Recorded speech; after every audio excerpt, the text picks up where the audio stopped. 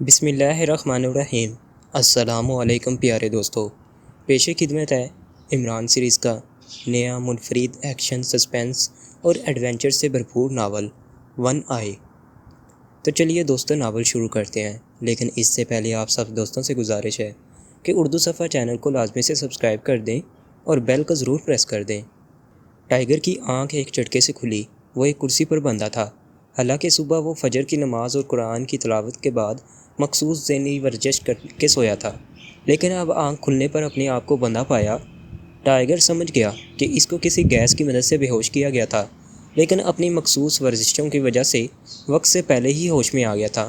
Tiger کے دونوں پیر کرسی سے جکڑے ہوئے تھے اور ہاتھ پیچھے کی طرف کر کے باندھے گئے تھے۔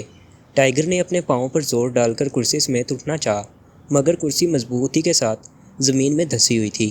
ٹائیگر نے اپنے ہاتھ آزاد کرانے کی بے حد کوشش کی، مگر باندھنے والے کے انداز سے لگتا تھا کہ وہ کافی تربیت یافتہ ہے۔ اب ٹائیگر نے پورے کمرے کا جائزہ لیا۔ پورے کمرے میں صرف ایک کرسی تھی جس پر وہ جکڑا ہوا تھا، باقی پورا کمرہ ایک دم خالی تھا۔ کمرے کا دروازہ بھی بند نظر آ رہا تھا۔ ٹائیگر کا ذہن اپنے آپ کو آزاد کرانے کے طریقے سوچ رہا تھا، مگر اسی وقت کمرے کا دروازہ کھلا اور دو نقاب پوش کمرے میں داخل ہوئے۔ تمہارے بارے میں جو سنا ہے وہ سچ ثابت ہو رہا ہے۔ عمران کے شاگرد کو ایسا ہی ہونا چاہیے تھا، ٹائیگر کو ہوش میں دیکھ کر ایک نقاب پوش نے کہا۔ ٹائیگر عمران کا نام سن کر یکدم چونک پڑا۔ اس کو پھر سے انجیکشن لگا دو، بگ باس کل صبح تک آئیں گے تو اس وقت تک اس کو بے ہوش ہی رہنا چاہیے۔ پہلے والے نقاب پوش نے دوسرے کو حکم دیا۔ دوسرا نقاب پوش انجیکشن لینے کے لیے کمرے سے باہر چلا گیا تھا۔ ٹائیگر کو جس انداز میں باندھا گیا تھا، اس کو اپنا آزاد کرانا ناممکن نظر آ رہا تھا۔ حالانکہ ٹائیگر عمران کا شاگرد تھا، اس لیے اس نے ہار ماننا نہ سیکھا تھا۔ ٹائیگر اپنے آپ کو آزاد کرانے کا دوسرا طریقہ سوچ رہا تھا۔ اس دوران پہلا نقاب پوش چپ چاپ کھڑے اس کو بغور دیکھ رہا تھا، جیسے اس کے خیالات پڑھنے کی کوشش کر رہا ہو۔ نقاب پوش کے منہ سے آواز نکلی، ٹائیگر تم اپنے آپ کو آزاد نہیں کرا پاؤ گے، تمہاری ہر کوشش فضول ہے۔ نقاب پوش ایک ایک لفظ پر زور دے کر کہہ رہا تھا۔ چلو ٹھیک ہے، میں خود کو آزاد نہیں کراتا، تم ہی تفصیل بتا دو کہ مجھے کیوں اغوا کیا گیا ہے۔ ٹائیگر نے مسکراتے ہوئے جواب دیا، ٹائیگر تمہاری صلاحیتوں کو عمران کے مقابل لانے کے لیے تمہیں اغوا کیا گیا ہے، اور اب تم پاکشیا میں نہیں بلکہ اسرائیل میں ہو۔ تمہیں 7 روز پہلے تمہارے کمرے سے اغوا کیا گیا تھا اور مسلسل بے ہوشی کے عالم میں رکھا گیا تھا، مگر آج انجیکشن لگانے میں دیر ہو گئی، اس وجہ سے تم اپنے آپ ہوش میں آ گئے۔ نقاب پوش نے جب بولنا شروع کیا تو بولتا چلا گیا، ایسا لگ رہا تھا کہ وہ اس ساری سچویشن کا مزہ لے رہا ہو۔ ادھر ٹائیگر کے ذہن میں دھماکے شروع ہو گئے تھے کہ اس کو 7 روز سے اغوا ہونے کے بعد مسلسل بے ہوش رکھا گیا ہے اور اب وہ اسرائیل میں ہے۔ اسی دوران دوسرا نقاب پوش اندر داخل ہوا۔ اس کے ہاتھ میں انجیکشن تھا۔ ٹائیگر نے بے ہوشی سے بچنے کے لیے اپنے ذہن کو بلینک کرنے کی کوشش کی، مگر اس سے پہلے کہ وہ اپنے ذہن کو بلینک کر پاتا، پہلا نقاب پوش نے جیب سے مشین پسٹل نکال کر اس کا دستہ پوری قوت سے ٹائیگر کے سر پر مار دیا۔ ٹائیگر کی قوت ارادی نے اس کو چیخنے سے روکے رکھا، مگر ٹائیگر کی آنکھوں کے گرد اندھیرا سا چھا گیا تھا۔ نہیں مسٹر ٹائیگر، تمہارے بارے میں ہم لوگوں کو پوری طرح بریف کر دیا گیا ہے، تم اپنا ذہن بلینک کر کے بے ہوشی سے بچ نہیں سکتے، پہلے نقاب پوش نے مسکراتے ہوئے کہا۔ اس دوران دوسرے نقاب پوش نے آگے بڑھ کر ٹائیگر کے بازو میں انجیکشن لگا دیا۔ ٹائیگر شاید زندگی میں پہلی دفعہ بے بسی محسوس کر رہا تھا۔ اس کا ذہن کسی لٹو کی طرح گھومنے لگا اور اس کے تمام احساسات منجمد ہو گئے۔ عمران بڑے عرصے کے بعد آج پھر سے اپنے مخصوصی ٹیکنی کلر لباس میں موجود تھا۔ منہ میں چوئنگم کو بڑی تیزی سے چبا رہا تھا۔ آج کل اس کے پاس کوئی کام نہ تھا، مطالعہ کرنے کو بھی اس کا دل نہیں کر رہا تھا، اس وجہ سے اس پر آج کل آوارہ گردی کا بھوت سوار تھا۔ آج وہ صبح گھر سے نکلا تو ہوٹل شیرٹن جانے کے لیے تھا، مگر رستے میں اس کو سپر فیاض کا خیال آ گیا تو اس نے اپنی کار کا رخ سینٹرل انٹیلیجنس کی طرف موڑ دیا۔ اب وہ پارکنگ میں کار پارک کر کے سپر فیاض کے دفتر کا رخ کر چکا تھا۔ اس کے ارادہ آج فیاض سے لمبی رقم کمانے کا تھا۔ عمران منہ سے سیٹی بجاتا ہوا سپر فیاض کے آفس کی طرف چل پڑا کہ سامنے سے سر عبد الرحمن آتے ہوئے دکھائی دیے۔ عمران کو اس حلیے میں دیکھ کر ان کے ماتھے پر کئی بل پڑ گئے۔ عمران کو ان کو اپنے آفس میں بولنے کا کہہ کر وہ اپنے آفس کی طرف بڑھ گئے۔ عمران ان کے پیچھے ایسے چل رہا تھا جیسے اس نے کئی دنوں سے کھانا نہ کھایا ہو، جس کی وجہ سے اب گرنے والا ہو۔ سر عبد الرحمن آفس میں داخل ہو گئے تو عمران نے باہر بیٹھے چپڑاسی کو باقاعدہ سلام کرتے ہوئے اس کا حال پوچھا۔ چپڑاسی عمران کے اس عجیب و غریب حلیے کو دیکھ کر گھبرا گیا۔ اجی حضرت آپ کا نام پوچھ رہا ہوں، عمران نے چپڑاسی کے کان کے پاس منہ لے جاتے ہوئے اونچی آواز میں کہا۔ نور دین جناب، چپڑاسی نے بڑی مشکل سے گھبرائے ہوئے لہجے میں جواب دیا۔ حضرت اسی وجہ سے تو آپ کے چہرے پر بھی نور بسر رہا ہے، عمران نے شرارتی لہجے میں کہا۔ نور دین کچھ نہ سمجھنے والے انداز میں عمران کو دیکھ رہا تھا۔ اس کی سمجھ میں نہیں آ رہا تھا کہ کیا کہے، مگر اسی وقت سر عبد الرحمن نے نور دین کو بلانے کے لیے گھنٹی بجا دی تو نور دین تیزی سے اندر چلا گیا، جیسے جان چھڑا کر بھاگا ہو۔ عمران نور دین کی کرسی پر بیٹھ گیا۔ اندر سے نور دین واپس آیا تو اپنی کرسی پر عمران کو بیٹھا دیکھ کر بوکھلا گیا۔ چلیے جناب، اندر چلیے، بڑے صاحب نے کہا ہے کہ باہر جو احمد کھڑا ہے اس کو جلدی سے اندر بھیجو۔ نور دین نے عمران کو کندھے سے پکڑ کر اٹھانے کی کوشش کرتے ہوئے کہا۔ عمران نے اچانک کرسی سے چھلانگ لگائی اور یکدم نور دین کے گلے سے چمٹ گیا۔ قبلہ نور دین صاحب، مجھے بچا لو، تمہارے بڑے صاحب مجھے گولی مار دیں گے، عمران نے انتہائی خوفزدہ آواز میں کہا۔ نور دین عمران کے رویے پر اچھا خاصا پریشان ہو گیا تھا، مگر عمران اس کو چھوڑنے کے لیے بالکل بھی تیار نہیں تھا۔ ارے چھوٹے صاحب، آپ اور یہاں؟ اچانک سر عبد الرحمن کے پرانے چپڑاسی کی آواز سنائی دی۔ رحمت دین، چونکہ عمران کی عادات سے اچھی طرح واقف تھا، اس لیے جلدی سے بولا۔ عمران صاحب، یہ میرا بیٹا ہے نور دین، بڑے صاحب کی مہربانی کہ انہوں نے اسے بھی ملازمت پر رکھ لیا ہے، اور نور دین یہ چھوٹے صاحب ہیں، بڑے صاحب کے صاحبزادے ہیں، تم نے ان سے کوئی بدتمیزی تو نہیں کی؟ رحمت دین نے جلدی بولتے ہوئے کہا۔ بابا رحمت، اب مٹھائی تو میں کھا کر ہی جاؤں گا، آپ کے بیٹی کی نوکری کی خوشی میں، عمران نے نور دین کو چھوڑتے ہوئے رحمت دین اور نور دین کو مبارکباد دیتے ہوئے کہا۔ جی چھوٹے صاحب، میں ابھی آپ کے لیے مٹھائی لے کر آتا ہوں، رحمت دین نے مسرت بھرے لہجے میں کہا۔ عمران کے خلوص بھرے لہجے سے رحمت دین کو دلی مسرت ہوئی تھی۔ شکریہ بابا، مٹھائی تو واپسی پر کھاؤں گا، مگر ابھی ڈیڈی سے نہ ملا تو گولی کھانی پڑے گی، اور گولی کھا کر میرا ہاضمہ خراب ہو جاتا ہے، اور جب ہاضمہ خراب ہو جائے تو حکیم جمال شاہی کا چورن ہی کام آتا ہے، مگر حکیم صاحب تو عرصہ سے ہوئے فوت ہو چکے ہیں، تو ان سے چورن لینے والا عالم بابا بالا میں جانا پڑے گا۔ وہ ڈیڈی رہے، یعنی ڈیڈی پستول کی گولی کھلائیں گے؟ ہو، اس سے بہتر ہے کہ میں ڈیڈی سے پہلے مل لیتا ہوں، عمران نے رحمت دین کو منع کرتے ہوئے کہا۔ اس کی زبان اس قدر تیزی سے چل رہی تھی کہ نور دین اور رحمت دین نے نہ سمجھنے والے انداز میں سر ہلائے، مگر عمران اس دوران دروازہ کھول کر اندر داخل ہو چکا تھا۔ عمران جیسے ہی آفس میں داخل ہوا، سر عبد الرحمن ایک دم سے جیسے عمران پر برسنے کے لیے تیار بیٹھے تھے۔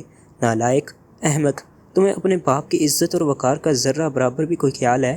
یہ کس طرح کے کپڑے پہن رکھے ہیں؟ یو فول، اور اتنی دیر سے باہر کھڑے ہو کر کیا کر رہے تھے؟ سر عبد الرحمن کا غصہ بڑھتا جا رہا تھا۔ ڈیڈی، آپ کپڑوں کی بات کرتے ہیں، میں نے 2 دن سے کھانا بھی نہیں کھایا، آپ کے آفس کے باہر چکر آ گیا تھا تو رحمت دین کی کرسی پر بیٹھ گیا۔ وہ تو اللہ بھلا کرے رحمت دین کا، جو مجھے کھانے کی جگہ مٹھائی کھلانے پر رضامند ہو گیا تھا۔ ویسے ڈیڈی، اب تو یہ بھی بھول گیا ہوں کہ مٹھائی میں مٹھاس ہوتی ہے یا نمک۔ بس ڈیڈی کیا بتاؤں، دل تو بہت کر رہا تھا کہ جا کر ایک برفی ہی منہ میں ڈال کر اپنے بیٹ کو تسلی دے دوں کہ حوصلہ کرو بھائی بیٹ، باقی مٹھائی بھی آ رہی ہے، لیکن آپ کے خوف کی وجہ سے آپ کے آفس آنا پڑا۔ عمران نظریں جھکائے ایسے لہجے میں جواب دے رہا تھا جیسے اب اس سے بولنا بھی دشوار ہو رہا ہو۔ اس کے ساتھ ہی عمران ایسے انداز میں لڑکھڑا گیا جیسے اب اس میں کھڑے ہونے کی سکت بھی نہ رہی ہو۔ عمران کی زبردست اداکاری دیکھ کر سر عبد الرحمن بھی پریشان ہو گئے۔ کیوں تم نے 2 دن سے کھانا نہیں کھایا؟ تم نے مجھے پہلے کیوں نہیں بتایا؟ عبد الرحمن نے اس بار نرم لہجے میں کہا۔ ڈیڈی کیا بتاتا، آپ کو تو معلوم ہے کہ سیکرٹ سروس کا چیف میری خدمات بعض اوقات حاصل کر لیتا ہے اور اس کا معاوضہ ادا کر دیتا ہے، لیکن کافی دنوں سے چیف نے بھی کوئی رابطہ نہیں کیا، اور جو رقم تھی وہ بھی بس سب قرض خواروں نے واپس لے لی۔ آج سوچا کہ چلو کچھ رقم کھانے کے لیے سپر فیاض سے ادھار لے لیتا ہوں۔ عمران کی اداکاری اپنے عروج پر تھی۔ سر عبد الرحمن نے جیب سے پرس نکالا اور 5000 روپے اس کو دیتے ہوئے بولے کہ جا کر ڈھنگ کے کپڑے خریدو اور کھانا کھا لو۔ عمران کی اداکاری دیکھ کر سر عبد الرحمن کا لہجہ باپ کی شفقت سے بھرپور تھا۔ عمران رقم ہاتھ میں لیے سر عبد الرحمن کی طرف دیکھنے لگا۔ ڈیڈی، 5000 میں تو صرف ایک شرٹ ہی آئے گی، آپ کو کیا پتہ کہ مہنگائی کتنی بڑھ چکی ہے؟ 20000 کا تو ایک سستا تھا سوٹ آتا ہے، اور کھانے کے لیے کسی اچھے ہوٹل میں چلے جاؤ تو 10000 کا بل کم سے کم آ جاتا ہے۔ ساتھ ہی اس کے آنسو بہنے لگے۔ نہیں ڈیڈی، رہنے دیں آپ، میں ایسے ہی ٹھیک ہوں، عمران نے اپنے آنسو صاف کرتے ہوئے کہا۔ سر عبد الرحمن نے جیب سے 20000 اور نکالے اور عمران کو دے دیے۔ شام کو گھر آ جانا، آج سے تم اپنی اماں بھی کے ساتھ کوٹھی پر رہو گے، کوئی ضرورت نہیں ہے علیحدہ رہنے کی۔ سر عبد الرحمن کے لہجے میں پدرانہ شفقت پوری طرح نمایاں ہو چکی تھی۔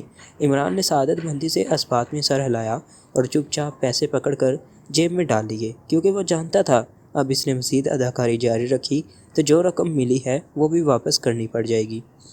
سر عبد الرحمن نے فون اٹھایا اور سپر فیاض کا نمبر ملا کر اس کو اپنے آفس میں آنے کا کہا۔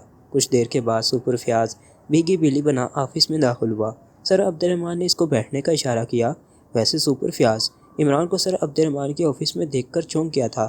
سر عبد الرحمن نے ٹیبل کے دراز سے ایک فائل نکالی اور اس کو سپر فیاض کی طرف بڑھا دیا۔ یہ میرے ایک عزیز کے بیٹے کی گمشدگی کی رپورٹ ہے۔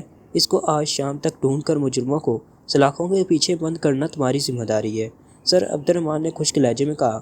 جی سر، سپر فیاض نے اٹک اٹک کر جواب دیا۔ اور ہاں، اگر عمران کی مدد لینا چاہو تو لے سکتے ہو، لیکن مجرم آج شام تک گرفتار ہونے جانے چاہیے، سر عبد الرحمن نے فیاض کو جانے کا اشارہ کرتے ہوئے کہا۔ سپر فیاض سلام کر کے واپس دروازے کی طرف مڑ گیا۔ اب تم بھی جا سکتے ہو اور آئندہ میں تمہیں اس حالت میں نہ دیکھوں، سر عبد الرحمن نے عمران کی طرف دیکھتے ہوئے کہا۔ عمران نے سعادت مندی سے اسبات میں سر ہلاتے ہوئے سلام کیا اور جلدی سے اٹھا اور دروازے سے باہر نکل کر سپر فیاض کے کمرے کی راہ لی۔ سپر فیاض کے آفس کے باہر چپڑاسی نے عمران کو دیکھتے ہوئے مؤدبانہ لہجے میں سلام کیا۔ اب تمہارے بیٹے کا کیا حال ہے بشیر؟ عمران نے سلام کا جواب دیتے ہوئے اس کے بیٹے کی خیریت دریافت کی۔ چھوٹے صاحب اللہ کا شکر ہے، بڑے صاحب نے اس کے علاج کے لیے سب انتظامات کروا دیے تھے، چپڑاسی نے دوا کے انداز میں ہاتھ اٹھاتے ہوئے کہا۔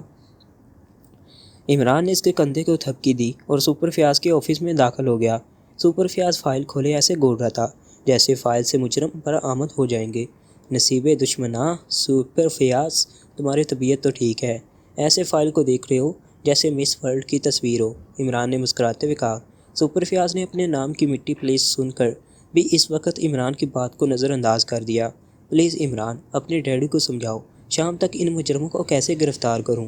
میرے پاس اللہ دین کا چراغ ہے کہ ادھر حکم ملے اور ادھر مجرم گرفتار ہو جائیں، سپر فیاض نے منت بھرے لہجے میں کہا۔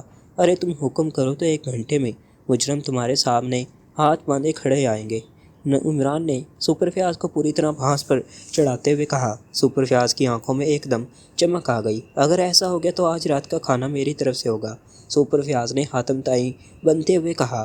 صرف رات کا کھانا؟ تمہیں پتہ ہے ابھی انسپکٹر راشد ملا تھا، وہ مجھے آفر کر رہا تھا کہ اگر میں اس کی مدد کروں تو وہ میرے قرض خواہوں کو میرا قرض خود ہی ادا کر دے گا۔ ویسے بھی محنتی ہے اور امیر باپ کا بیٹا ہے، میں سوچ رہا تھا کہ اس کی مدد کر دینی چاہیے، اور ڈیڈی بھی اس کی بہت تعریف کر رہے تھے، مگر یہ کیس میرے کہنے پر ڈیڈی نے تمہیں دیا ہے، ورنہ وہ تو کہہ رہے تھے کہ سپر فیاض اب کسی قابل نہیں رہا ہے، اس کو فیلڈ سے ہٹا کر آفس ورک کے لیے رکھ لینا چاہیے۔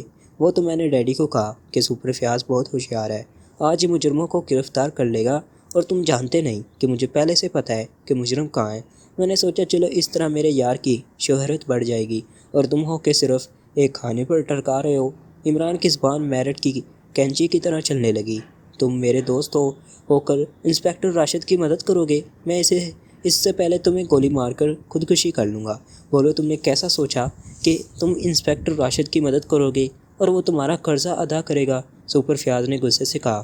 لیکن میرے قرض خواہ میرے پیچھے پڑے ہیں، جس دوست کی کار تھی وہ بھی رقم کا مطالبہ کر رہا ہے کہ رقم نکالو، نہیں تو وہ کار واپس کرو۔ یہ سلیمان بھی گزشتہ مہینوں کی تنخواہ لینے کے لیے دھرنا مار کر بیٹھ گیا ہے، ڈیڈی کے پاس آیا تھا، چلو ڈیڈی سے رقم لے کر سب کا منہ بند کر دوں گا، مگر ڈیڈی نے بھی صرف 25,000 دے کر جان چھڑا لی، اور تم جسے اپنا دوست سمجھتے ہو ہر ایک کے سامنے تمہاری تعریف کرتے تھکتا نہیں کہ میرا یار سپر فیاض انٹیلیجنس کا بڑا آفیسر ہے، ایک دفعہ کہنے پر رقم کا مسئلہ دور کر دے گا، مگر تم بھی ایک کھانے پر ٹرکا رہے ہو۔ اب ایسے میں انسپکٹر راشد کی بات نہ مانوں تو کیا کروں؟ عمران نے لہجے میں مظلومیت لاتے ہوئے کہا۔ لعنت ہے میرے اوپر، اگر میرے دوست کی مشکل وقت میں میرے علاوہ کوئی اور مدد کرے تو میں اس کو گولی مار دوں گا۔ تم بتاؤ کتنا قرض ہے؟ ابھی دے دیتا ہوں، جا کر اپنے قرض خواہوں کے منہ پر دے مارو۔ زیادہ نہیں ہے، بس کچھ قرض خواہوں کا قرض ہے، رقم بھی معمولی سی ہے، اور تمہارے لیے اتنی معمولی رقم کوئی مسئلہ بھی نہیں ہوگی، باقی قرض خواہوں کی فی الحال ٹرکا دوں گا، بس 10 لاکھ کی رقم ہے۔ عمران نے سپر فیاض کو بانس پر چڑھاتے ہوئے رقم بتائی۔ فیاض کا سینہ عمران کی بات کے ساتھ ساتھ مزید پھولتا جا رہا تھا، مگر جیسے ہی عمران نے 10 لاکھ کی بات کی، فیاض کا سینہ ایک دم سے ایسا پچک گیا جیسے اس میں سے ہوا نکل گئی ہو۔ لیکن میرے پاس 10 لاکھ نہیں ہے، میں تمہیں 10,000 دے دیتا ہوں، میرے پاس صرف یہی 10,000 ہے۔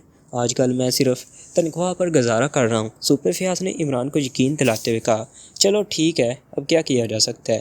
ویسے ڈیڈی پوچھ رہے تھے کہ اسٹار بینک کی جو نئی برانچ کھلی ہے اس میں 20 لاکھ کا اکاؤنٹ ہولڈر یاور حیات کون ہے؟ عمران نے مسکراتے ہوئے کہا، او ہو تم شیطان ہو، تمہیں کیسے پتہ چلا؟ چلو تم 10 لاکھ لے لو، اب تمہارے سے رقم تھوڑی اچھی ہے، لیکن مجرم آج ہی گرفتار ہونے چاہیے۔ سپر فیاض نے بینک کا نام آنے پر فوری طور پر حامی بھرتے ہوئے کہا، بس تم 10 لاکھ دے دو اور بے فکر ہو جاؤ، عمران نے کہا۔ عمران نے رستے میں ایک یتیم خانے کا بورڈ دیکھا تھا، مگر اس کی ظاہری حالت سے لگتا تھا جیسے وہ مالی مشکلات کا شکار ہو۔ اس وجہ سے عمران نے سوچ لیا تھا کہ سلیمان کے ہاتھ یہ 10 لاکھ اس یتیم خانے کو بھجوا دے گا۔ ویسے بھی سلیمان اس معاملے میں خصوصی مہارت رکھتا تھا اور پہلے پوری جانچ پڑتال کر لیتا تھا کہ فنڈز لینے والے کوئی فراڈ تو نہیں ہے۔ سپر فیاض نے اس بات میں سر ہلاتے ہوئے جیب سے چیک بک نکالی اور اس پر 10 لاکھ کا چیک لکھ کر عمران کی طرف بڑھا دیا۔ چلو اب تمہارے مجرم بھی گرفتار کروا دیتا ہوں۔ عمران نے جیب سے ٹرانسمیٹر نکال کر ٹائیگر کی فریکوینسی سیٹ کرتے ہوئے کہا۔ سپر فیاض کو پتہ تھا کہ عمران جو کہتا ہے وہ کر کے دکھاتا ہے، اس لیے وہ مطمئن ہو کر عمران کو دیکھنے لگا۔ ٹائیگر کی فریکوینسی ایڈجسٹ کرنے کے بعد عمران نے ٹائیگر کو کال کرنا شروع کی، لیکن کافی دیر تک کال کرنے کے باوجود ٹائیگر کی طرف سے کوئی جواب نہ ملا۔ اسی دوران سپر فیاض کے فون کی گھنٹی بجی۔ سپر فیاض نے باروب لہجے میں اپنا تعارف کرایا۔ سپر فیاض اسپیکنگ، جی سر، فیاض بول رہا ہوں، شام تک مجرم گرفتار ہو جائیں گے، سپر فیاض نے بوکھلائے ہوئے لہجے میں کہا۔ عمران نے ہاتھ بڑھا کر فون کے لاؤڈر کا بٹن آن کر دیا۔ دوسری طرف سر عبد الرحمن کہہ رہے تھے کہ مجرم گرفتار ہو چکے ہیں اور لڑکا گھر واپس آ گیا ہے، اس لیے کیس بند ہو گیا ہے۔ یہ کہہ کر سر عبد الرحمن نے فون رکھ دیا تھا۔ نکالو میرا چیک واپس کرو، سپر فیاض نے آنکھیں ماتھے پر رکھتے ہوئے کہا۔ کون سا چیک؟ عمران نے معصومیت سے پوچھا۔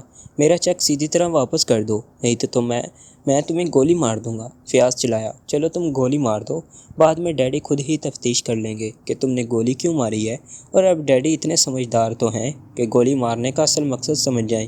عمران نے ٹائیگر کو ایک بار پھر سے کال کرتے ہوئے کہا، میں تو مذاق کر رہا تھا، ویسے بھی تم میرے بھائی ہو، میرے پاس جو کچھ ہے وہ تمہارا ہی تو ہے۔ عمران کی ایک دھمکی پر سپر فیاض کا سارا غصہ جھاگ کی طرح بیٹھ گیا۔ اب تم سمجھداری والی باتیں کرنے لگے ہو، عمران نے مسکراتے ہوئے کہا۔ فیاض نے غصے سے منہ پھیلا لیا۔ چلو اب چائے تو ادھار ہی رہی، پھر کبھی آ کر پیوں گا، عمران نے فیاض کو مزید غصہ دلانے کی کوشش کرتے ہوئے کہا اور واپس جانے کے لیے مڑ گیا، جبکہ فیاض بے بسی سے اپنے ہونٹ کاٹتا رہا۔ عمران نے پارکنگ میں جا کر واش ٹرانسمیٹر سے ایک بار پھر ٹائیگر کو کال کرنے کی کوشش کی، لیکن اب بھی کوئی جواب نہ ملا۔ عمران نے سوچا ہو سکتا ہے کہ ٹائیگر کسی ایسی سچویشن میں ہو کہ کال ریسیو کرنے کی پوزیشن میں نہ ہو۔ یہ سوچتے ہوئے عمران نے کار کا رخ دانش منزل کی طرف موڑ دیا۔ ٹائیگر کو ہوش آیا تو وہ ایک اسٹریچر پر بندھا ہوا تھا اور اس کا لباس بھی تبدیل کیا ہوا تھا۔ ٹائیگر کمرے کا جائزہ لے رہا تھا۔ کمرے میں 4 بڑی بڑی مشینیں پڑی ہوئی تھیں اور ہر مشین کے سامنے 2 آدمی سفید رنگ کا لباس پہنے مشین کو آپریٹ کر رہے تھے۔ اچانک کمرے کا دروازہ کھلا اور ایک بوڑھا شخص اندر داخل ہوا۔ اس کے پیچھے ایک ٹھوس جسامت کا آدمی جو سر سے گنجا تھا بھی اندر داخل ہو رہا تھا۔ دونوں ٹائیگر کے اسٹریچر کے پاس آ کر کھڑے ہو گئے۔ گنجا آدمی بغور ٹائیگر کو دیکھ رہا تھا۔ مسٹر ٹائیگر، جیسا کہ تمہیں پتہ چل چکا ہے کہ ہم تمہیں عمران کا مد مقابل بنانے کے لیے اغوا کر کے اسرائیل لائے ہیں، اور اب ڈاکٹر ڈیوڈ تمہیں اسرائیل کا وفادار بنائیں گے۔ گنجے سر والے نے بوڑھے ڈاکٹر کی طرف اشارہ کرتے ہوئے کہا، عمران صاحب کا مقابلہ کوئی نہیں کر سکتا، اور میں ویسے بھی ان کا شاگرد ہوں، ان کے خلاف جانے کے بجائے میں موت کو ترجیح دوں گا۔ ٹائیگر نے سنجیدہ لہجے میں جواب دیتے ہوئے کہا، مسٹر ٹائیگر، یہ تو آنے والا وقت ہی بتائے گا کہ تم موت کو ترجیح دیتے ہو یا پھر ہمارے ان اشاروں پر ناچو گے۔ اس بار کا پلان بہت سوچ سمجھ کر بنایا گیا ہے۔ تمہارا لڑنے کا اور سوچنے کا انداز عمران جیسا ہی ہے، اور ہمیں یقین ہے کہ تم ہی عمران کے مقابلے میں بہت اچھے فائٹر ثابت ہوگے۔ ایک طویل عرصے تک تمہاری سائنسی انداز میں ریسرچ ہوتی رہی ہے، اور اب اسرائیل کا وفادار بنانے کے بعد تمہیں اس انداز میں مزید ٹریننگ دی جائے گی کہ شکست عمران کا مقدر بن جائے گی۔ گنجے نے مسکراتے ہوئے تفصیل سے بتاتے ہوئے کہا، ٹائیگر نے ہنگارہ بھرا، فی الحال تمہیں اتنا بتا دوں کہ تم اس وقت 1 آئی کی قید میں ہو۔ 1 آئی میں پوری دنیا کے ٹاپ ایجنٹس شامل ہیں، وہ کسی بھی قومیت کے ہوں، لیکن اب سب اسرائیل کے وفادار ہیں۔ میں 1 آئی کا چیف راموس ہوں۔ راموس نے ایک لفظ پر زور دیتے ہوئے کہا تو ٹائیگر نے کوئی جواب دینا پسند نہ کیا۔ ڈاکٹر ڈیوڈ، مسٹر ٹائیگر کتنے عرصے میں اسرائیل کے وفادار بن جائیں گے؟ راموس نے ڈاکٹر ڈیوڈ کی طرف دیکھتے ہوئے کہا، چیف، مسٹر ٹائیگر کی مائنڈ ریڈنگ کے مطابق ان کے مائنڈ کو آہستہ آہستہ کمانڈ کیا جائے گا، ورنہ مسٹر ٹائیگر کا مائنڈ آٹو لاک ہو جائے گا، جو کسی صورت میں انلاک نہ ہوگا۔ ڈاکٹر ڈیوڈ نے جواب دیا، ڈاکٹر ڈیوڈ آپ سے پوچھا ہے کہ آپ کو کتنا عرصہ درکار ہے، نہ کہ تفصیل پوچھی ہے۔ راموس نے سرد لہجے میں کہا، چیف غلطی ہو گئی ہے، صرف 30 دنوں میں مسٹر ٹائیگر اسرائیل کے وفادار ہوں گے۔ ڈاکٹر ڈیوڈ نے فوری معافی مانگتے ہوئے کہا، مسٹر ٹائیگر اگر تم کوئی سوال کرنا چاہو تو کر سکتے ہو، ورنہ پھر ملاقات 30 دن بعد ہوگی، جب تم 1 آئی کے سپر ٹاپ 1 آئی بن کر کرون آئی کو جوائن کرو گے۔ اور یہ بھی بتا دوں کہ تمہارا پہلا مشن عمران کے خلاف ہی ہوگا، اور تم پاکشا کے ایٹمی نظام کو تباہ کرو گے، اور اس کی تفصیل تمہیں ڈیوٹی جوائن کرنے کے بعد دی جائے گی۔ راموس نے ٹائیگر کو اس طرح بتایا جیسے ٹائیگر کو بہت بڑی خوشخبری سنا رہا ہو۔ اللہ مالک ہے، ٹائیگر نے مختصر سا جواب دیتے ہوئے کہا۔ ڈاکٹر ڈیوڈ آپ اپنا کام شروع کریں، لیکن 30 دن کا مطلب اب صرف 30 دن ہوگا، اب آپ سے ملاقات بھی 30 دن بعد ہی ہوگی، راموس نے واپس مڑتے ہوئے کہا۔ ڈاکٹر ڈیوڈ نے مشین کے کھانے سے کنٹوپ نکالا اور اس کو ٹائیگر کے سر پر چڑھا دیا۔ اس کے ساتھ ہی ٹائیگر کے جسم کو بے حس کرنے کے لیے مخصوص انجیکشن اس کے بازو میں لگا دیا۔ ٹائیگر اس وقت جس سچویشن میں تھا، اس کی وجہ سے وہ کچھ کرنے کے قابل نہ تھا، مگر اس کا ذہن مسلسل رہائی پانے کے لیے سوچ رہا تھا، مگر ایسا کوئی بھی طریقہ فی الوقت اس کے ذہن میں نہیں آ رہا تھا جس پر عمل کر کے وہ اپنے آپ کو رہا کرا پاتا، اور اب اس کا جسم بھی بے حس ہو چکا تھا۔ ٹائیگر نے سوچ لیا اگر وہ رہائی نہ پا سکا تو اسرائیل کا ایجنٹ بننے کے بجائے اپنا ذہن نکارا کر دے گا۔ یہ سوچ کر ٹائیگر مطمئن ہو گیا۔ عمران کو دانش منزل میں دیکھ کر بلیک زیرو کھڑا ہو گیا۔ عمران صاحب اب تو آپ دانش منزل کا راستہ بھول گئے ہیں، جب تک کوئی کیس سامنے نہیں آتا آپ ادھر کا رخ بھی نہیں کرتے۔ بلیک زیرو نے شکوہ کرتے ہوئے کہا، یار کالے صفر، دانش کا سٹاک ختم ہو گیا تو آ گیا دانش کو خریدنے، اب ایسا کرو جلدی سے دانش پیک کر کے دے دو۔ عمران نے مسکراتے ہوئے کہا، ویسے عمران صاحب آج لگتا ہے کہ آپ پر پرانا موڈ واپس آ گیا ہے، کیونکہ آپ کافی عرصے کے بعد مخصوص ٹیکنیکل لباس میں نظر آ رہی ہیں۔ بلیک زیرو نے مسکراتے ہوئے کہا، ٹائیگر کی لوکیشن چیک کرو، وہ کافی دیر سے کال ریسیو نہیں کر رہا۔ عمران نے سنجیدہ ہوتے ہوئے کہا۔ بلیک زیرو اس بات میں سر ہلا کر آپریشن روم کی طرف بڑھ گیا۔ نہیں عمران صاحب، ٹائیگر کی لوکیشن چیک نہیں ہو پا رہی۔ بلیک زیرو نے کافی دیر کے بعد آپریشن روم سے آ کر عمران کو بتایا، اس کا مطلب ہے کہ وہ پاکشیا میں نہیں ہے۔ لوکیشن چیک نہ ہونے کا تو یہی مطلب ہوا، مگر ٹائیگر نے کوئی ایسی اطلاع نہیں دی کہ وہ ملک سے باہر جا رہا ہے، عمران نے سوچتے ہوئے کہا۔ پھر عمران نے فون اپنی طرف کرتے ہوئے ٹائیگر کے ہوٹل کا نمبر ملایا۔ رابطہ ہونے پر عمران نے اپنا تعارف کراتے ہوئے ٹائیگر کے بارے میں پوچھا۔ عمران صاحب ٹائیگر 10 روز سے غائب ہیں، بتا کر بھی نہیں گیا۔ دوسری طرف سے جواب دیا گیا تو عمران نے اوکے کہہ کر فون رکھ دیا۔ اس کا مطلب ہے کہ ٹائیگر کے ساتھ کوئی گڑبڑ ہو چکی ہے اور مجھے اس کے بارے میں علم نہ ہو سکا، عمران نے بلیک زیرو کی طرف دیکھتے ہوئے کہا۔ اس سے پہلے کہ بلیک زیرو کو جواب دیتا فون کی گھنٹی بجنے لگی۔ X2 عمران نے مخصوص لہجے میں کہا، طاہر صاحب کیا عمران صاحب ہیں؟ سلیمان کی آواز سنائی دی۔ کیا ہوا سلیمان؟ عمران نے اپنے اصل لہجے میں پوچھا۔ صاحب کوئی ابو راسق آئے ہیں اور کہہ رہے ہیں کہ عمران صاحب سے ضروری بات کرنی ہے، انہوں نے کسی ایگلز کو ریفرنس بھی دیا ہے، سلیمان نے تفصیل بتاتے ہوئے کہا۔ ٹھیک ہے تم ان کو بٹھاؤ، میں آ رہا ہوں، عمران نے کہا اور رابطہ کاٹ کر فون رکھ دیا۔ عمران صاحب یہ ابو راسق کون ہے؟ اور ایگلز تو میرے خیال میں فلسطینی گوریلوں کا گروپ ہے جس کی دہشت آج کل پوری اسرائیل میں پھیلی ہوئی ہے، بلیک زیرو نے عمران سے پوچھا۔ یہ تو اب جا کر ہی پتہ چلے گا کہ یہ ابو راسق کون ہے اور ایگلز کا ریفرنس کیوں دیا ہے۔ بہرحال تم ایک کام کرو، جوزف کو فون کر کے کہہ دو کہ وہ اور جوانا انڈر ورلڈ میں ٹائیگر کی تلاش کریں، اور 4 اسٹار کو بھی حکم دے دو کہ ٹائیگر کو تلاش کر کے اطلاع دیں۔ عمران نے بلیک زیرو کو ہدایات دیں اور دروازے کی طرف مڑ گیا۔ تمہارا نام کیا ہے؟ ڈاکٹر ڈیوڈ نے ٹائیگر کے سر پر کنٹوپ چڑھانے کے بعد پہلا سوال کیا۔ عبدالولا۔ ٹائیگر نے خاموش رہنے کی کوشش کی، مگر اس کو ایسا لگا کہ اگر وہ نہ بولا تو اس کا دماغ پھٹ جائے گا۔ تم عمران کے لیے کام کیوں کرتے ہو؟ ڈاکٹر ڈیوڈ نے اگلا سوال کیا۔ میں عمران صاحب کے کہنے پر انڈر ورلڈ میں کام کرتا ہوں، تاکہ اگر دشمن عناصر پاکشیا کے خلاف کوئی منصوبہ بندی کریں تو ان کا فوری طور پر سدباب کیا جا سکے۔ ٹائیگر چپ رہنا چاہتا تھا، مگر وہ ایسا کر نہ پا رہا تھا، کیونکہ چپ رہنے سے اس کا ذہن اور دماغ پھٹنے کے قریب ہو جاتے تھے۔ اب تم پاکشیا اور مسلمانوں کے دشمن ہو اور اسرائیل کے وفادار ہو، اب تم اس بات کو 10 دفعہ دہراؤ گے، ڈاکٹر ڈیوڈ نے نئی ہدایات دیتے ہوئے کہا۔ ٹائیگر مر کر بھی یہ الفاظ نہ دہرانا چاہتا تھا، اس کی قوت ارادی اور حب وطنی اس کو روک رہی تھی۔ اس نے فیصلہ کر لیا کہ دماغ کا نکارا ہونا قبول ہے، مگر پاکشیا اور مسلمانوں سے دشمنی کا لفظ بھی زبان پر نہیں لائے گا۔ ٹائیگر کو اب محسوس ہو رہا تھا کہ اس کا آخری وقت آ گیا ہے، مگر ٹائیگر نے مرنا گوارا کیا۔ ڈاکٹر ڈیوڈ، مشین کے ریڈ سگنل خطرناک حد تک بلند ہو رہے ہیں۔ اگر مشین کو بند نہ کیا گیا تو ٹائیگر کا دماغ کچھ لمحوں میں ہی پھٹ جائے گا۔ بڑی مشینوں پر بیٹھے ہوئے ایک آدمی نے چیختے ہوئے ڈاکٹر ڈیوڈ سے کہا، تو ڈاکٹر ڈیوڈ نے ایک دم سے سامنے رکھی ہوئی مشین کا سوئچ بند کر دیا۔ بہت خطرناک قوت ارادی کا شخص ہے۔ اگر واقعی میں چند لمحوں کی اور دیر ہو جاتی تو ٹائیگر کا ذہن واقعی ناکارہ ہو جاتا اور پھر ہم سب چیف باس کے عتاب کا شکار ہو جاتے۔ گڈ شو ڈاکٹر راشیل، تم نے بروقت اطلاع دے کر ہم سب کو بچا لیا ہے۔ ڈاکٹر ڈیوڈ نے بیک وقت ٹائیگر اور ڈاکٹر راشیل کی تعریف کرتے ہوئے کہا، مسٹر ٹائیگر، ہم لوگوں کو تمہاری قوت ارادی کی ضرورت ہے، مگر اس کا یہ مطلب نہیں کہ ہم تم سے دوسرے طریقے سے کام نہیں لے سکتے۔ یہ تو ابھی پہلا مرحلہ تھا۔ ہمارے سائنسدان بہت سی ایسی چیزیں ایجاد کر چکے ہیں جس کے سامنے تمہاری قوت ارادی بھی کچھ نہیں کر سکتی۔ تمہاری بہتری اسی میں ہے کہ تم اپنے آپ کو پرسکون رکھتے ہوئے اسرائیل کے وفادار بن جاؤ۔ ڈاکٹر ڈیوڈ نے ٹائیگر کے سر سے کنٹوپ اتارتے ہوئے کہا، ڈاکٹر ڈیوڈ، اسرائیل کا وفادار بننے کے بجائے میں اپنی موت کو ترجیح دوں گا۔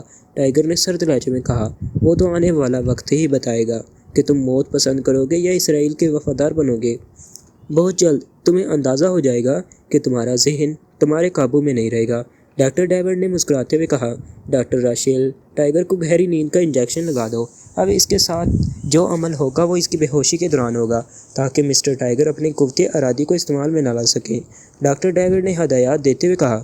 ٹائیگر نے بے بسی کے عالم میں اپنی آنکھیں بند کر لیں اور خود کو حالات کے دہانے پر چھوڑ دیا، کیونکہ جب تک اس کا جسم حرکت میں نہ آتا وہ کچھ کرنے کے قابل نہ تھا، اور وہ لوگ مسلسل اس کو بے حس کرتے ہوئے تھے۔ انجیکشن لگتے ہی ٹائیگر کے تمام احساسات پر پھر سے سیاہ اندھیرے چھا گئے۔ ٹائیگر پھر سے بے ہوش ہو چکا تھا۔ السلام علیکم ورحمۃ اللہ وبرکاتہ۔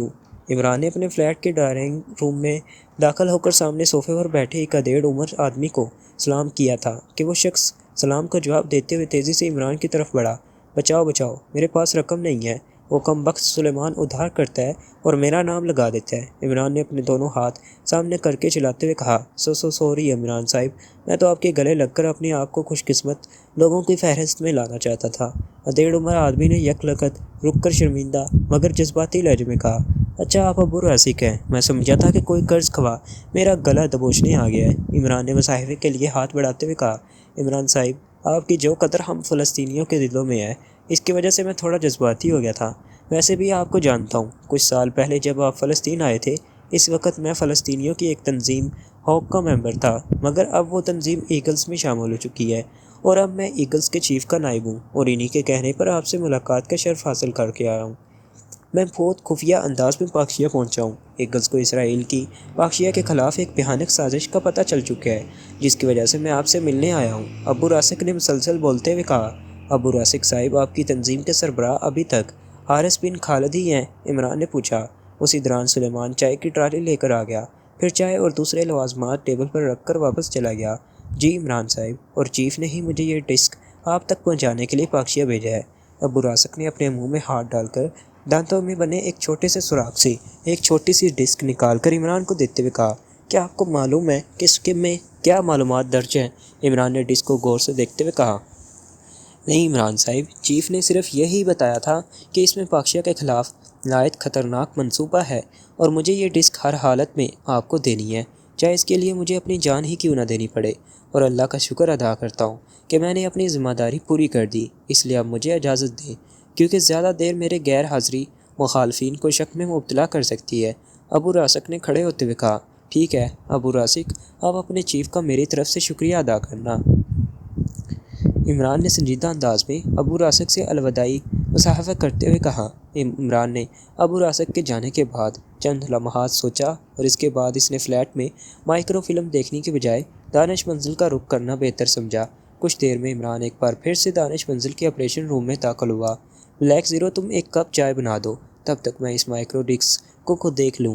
عمران نے ابو راسک سے ملاقات کی تفصیل طاہر کو بتاتے ہوئے کہا۔ طاہر اس بات میں سر ہلاتا ہوا کچن کی طرف بڑھ گیا۔ عمران نے ڈسک کو اپنے سامنے پڑی ہوئی مشین کے ایک خانے میں ڈالا اور کچھ بٹن دبا کر ڈسک کو آن کر دیا۔ اس دوران طاہر بھی چائے لے آیا تھا۔ اس نے چائے عمران کے سامنے رکھی اور غور سے ڈسک میں موجود معلومات کو دیکھنے لگا۔ عمران صاحب، بہت ہی بھیانک منصوبہ ہے۔ اگر یہ منصوبہ کامیاب ہو گیا تو پاکشا کے انسان پلک جھپکتے ہی موت کے منہ میں چلے جائیں گے اور کسی کو کانوں کان بھی خبر نہ ہوگی کہ یہ ہلاکتیں کیسے ہوئیں۔ سب اس کو قدرتی آفات ہی سمجھتے رہیں گے۔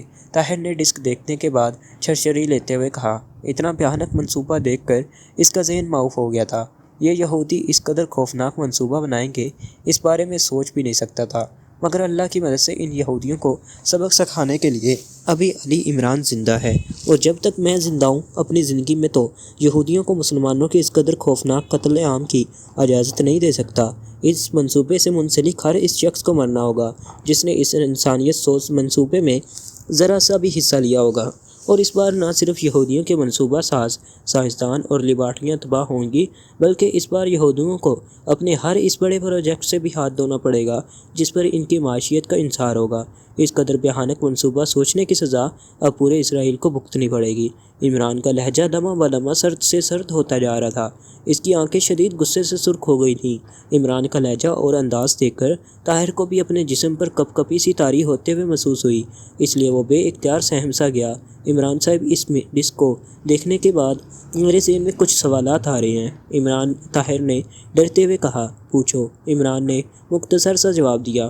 عمران صاحب، اس ڈسک کے مطابق اس منصوبے میں پاکشا کے شہروں میں ایسا وائرس پھیلانا شامل ہے جو زمینی حشرات الارض کو نہ صرف زمین کے اوپر آنے پر مجبور کر دے گا بلکہ ان کو اس قدر زہریلا بھی کر دے گا کہ ان کے کاٹنے سے انسانی جسم چند لمحات میں تڑپ تڑپ کر ہلاک ہو جائے گا، اور اس وائرس کی وجہ سے حشرات الارض انسان کو کاٹنے کے لیے بے چین رہیں گے۔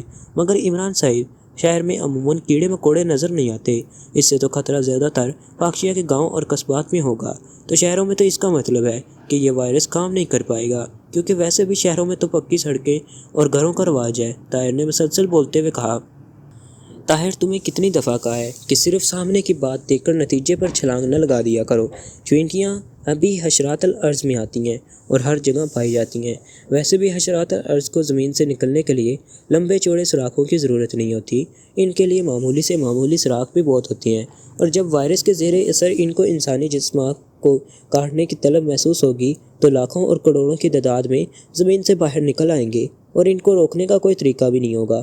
اور ویسے بھی دیہاتوں میں بسنے والے بھی میرے اپنے ملک کے لوگ ہیں، اگر بات صرف ان کی بھی ہوتی تو میں اسرائیل کی اینٹ سے وینٹس بچا دیتا۔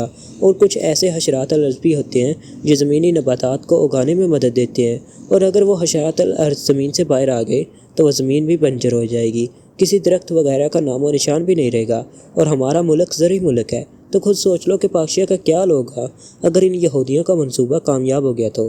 عمران نے طاہر کو بری طرح جھڑکتے ہوئے کہا۔ سوری عمران صاحب، مجھے واقعی یہ بات خود سوچنی چاہیے تھی، طاہر نے شرمندہ سے لہجے میں کہا۔ ٹائیگر کی کوئی خبر آئی ہے؟ عمران نے مزید کوئی بات کرنے کے بجائے ٹائیگر کے بارے میں پوچھا۔ نہیں عمران صاحب، ابھی تک نہ ہی جوزف نے اور نہ ہی فور سٹارز نے کوئی خبر دی ہے، طاہر نے جواب دیا۔ عمران نے اپنا اسپیشل سیل فون نکالا اور صدیقی کا نمبر ڈائل کیا۔ چند لمحات کے بعد صدیقی نے جواب دیا۔ صدیقی، ٹائیگر کے بارے میں کوئی اطلاع ملی ہے؟ عمران نے کہا۔ عمران صاحب، میں اور خاور اسی سلسلے میں زیر زمین رونالڈو کلب جا رہے ہیں، صدیقی نے جواب دیا۔ تفصیل بتاؤ، عمران نے کہا۔ عمران صاحب، ٹائیگر کے کمرے کی تلاشی کے دوران اور ویٹروں سے پوچھ گچھ سے بھی کچھ حاصل نہیں ہوا، تو ہوٹل کے عقبی طرف سے بنے ہوئے کچھ اپارٹمنٹ سے ایک اپارٹمنٹ کے چوکیدار سے ایک مبہم سی اطلاع ملی ہے کہ 10 روز پہلے سیاہ رنگ کی ویگن میں کچھ لوگ ایک انسانی جسم کی لمبائی کے برابر بوری رکھ کر عجلت میں ادھر سے نکل گئے تھے۔ مزید تحقیقات کرنے پر اس ویگن کا تعلق رونالڈو کلب سے ملا ہے، اور اب ہم بس رونالڈو کلب کے سامنے پہنچنے والے ہیں، صدیقی نے تفصیل بتاتے ہوئے کہا۔ ویری گڈ صدیقی، تم نے واقعی کام کیا ہے، مجھے لوکیشن بتاؤ، میں خود پہنچ رہا ہوں، عمران نے کہا۔ صدیقی نے لوکیشن بتا دی تو عمران نے کال کاٹ دی۔ اچانک دانش منزل کے فون کی گھنٹی بجنے لگی۔ X2، عمران نے مخصوص لہجے میں کہا۔ جناب جوزف بول رہا ہوں، عمران صاحب کو اطلاع دینی تھی کہ ٹائیگر کو اغوا کر کے اسرائیل لے جایا جا چکا ہے، جوزف نے مؤدبانہ لہجے میں کہا۔ جوزف، میں عمران بول رہا ہوں، کیسے پتہ چلا کہ ٹائیگر کو اغوا کر کے اسرائیل لے جایا جا چکا ہے؟ عمران نے اپنے اصل لہجے میں کہا۔ جناب، میں نے اور جوانا نے انڈر ورلڈ میں مختلف کلبوں میں ویٹروں کو باہری رقم دے کر اصل بات کا پتہ لگایا تھا۔ رونالڈو کلب کے ایک پرانے ویٹر نے باہری رقم ملنے پر نہ صرف ٹائیگر کے بارے میں بتا دیا بلکہ رونالڈو کو اس کے آفس سے نکالنے کا خفیہ راستہ بھی بتا دیا، ورنہ کلب میں کافی لوگوں کو ہلاک کرنا پڑتا۔ رانا ہاؤس میں جوانا نے رونالڈو سے معلومات حاصل کی ہیں۔ بہرحال ابھی رونالڈو زندہ ہے، اب آپ جو حکم دیں، جوزف نے بری تفصیل بتاتے ہوئے کہا، مگر اس کا لہجہ ویسے ہی مودبانہ تھا جیسے ایکس 2 سے بات کرتے ہوئے ہوتا تھا۔ جوزف اس بارے میں خصوصی احتیاط کرتا تھا تاکہ جوانا کو کسی قسم کا شک نہ ہو جائے۔ ویل ڈن جوزف، اگر جوانا تمام معلومات حاصل کر چکا ہے تو رونالڈو کو مار کر اس کی لاش برقی بھٹی میں ڈال دو۔ عمران نے جوزف کو ہدایات دی اور پھر فون رکھ دیا۔ عمران نے ایک بار پھر سے اپنے سیل فون سے صدیقی کا نمبر ڈائل کیا اور اس کو تلاش ختم کرنے کا بتا کر جوزف سے ملنے والی تفصیل بتا دی۔ بلیک زیرو، اب تم ایسا کرو کہ وہ سرخ جلد والی ڈائری مجھے دو تاکہ اب ایگلز کے لیڈر حارث بن خالد سے بات کی جا سکے۔ عمران نے بلیک زیرو کی طرف دیکھتے ہوئے کہا۔ طاہر نے سرخ جلد والی ڈائری نکال کر عمران کو دی۔ عمران چند لمحوں تک صفحے پلٹتا رہا، پھر اس کی نظریں ایک نمبر پر مرکوز ہو گئیں۔ عمران نے فون اپنی طرف کیا اور تیزی سے نمبر ڈائل کرنے شروع کر دیے۔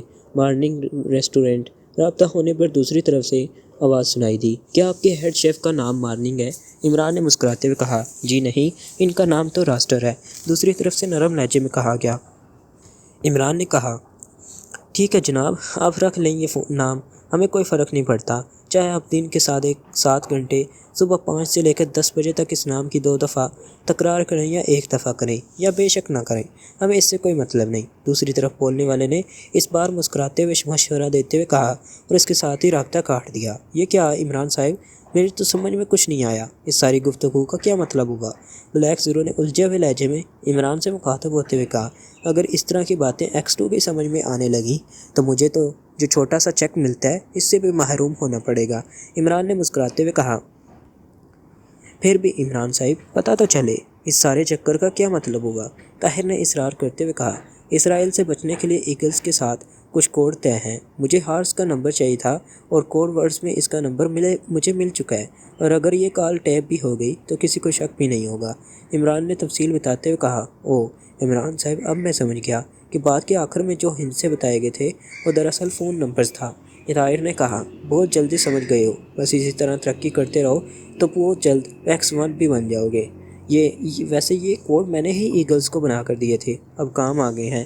عمران نے ایک بار پھر فون کا نمبر ڈائل کرنا سٹارٹ کر دیا۔